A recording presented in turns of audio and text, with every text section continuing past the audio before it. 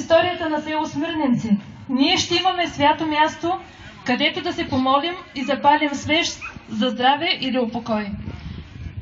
Искам да благодаря на Негово Високо Преосвещенство митрополит Галактион за оказаната чест, че днес е между нас и ни дари с благословията си. На отец Атанаси, че пое инициативата при сърце и най-накрая се осъществи така желаното от нас изграждане на храм, а на цялото църковно настоятелство благодаря за активната работа през цялото време. Искам да благодаря на община Харманли в лицето на господин Лисков за оказаната подкрепа по време на изграждане на храма, както и за прекрасното осветление, което община Харманли осигури за сградата.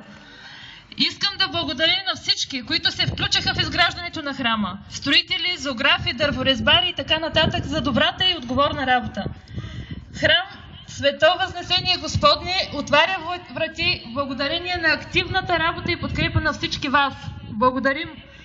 Искам да изкажа благодарности и към хората, на които дължим днешното тържество, защото знаете, че при нас в България всичко хубаво е последвано от веселба.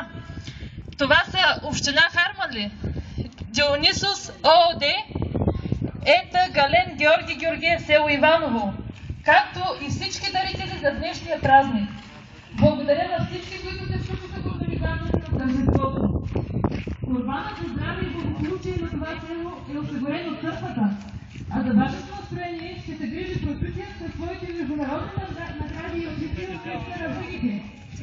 Да ви честит новият храм Свето Възнесение Господне и нека Господ бди над всички нас. Желая много здраве и благополучие на всички присъстващи и дай Боже повече такива поводи. На здраве!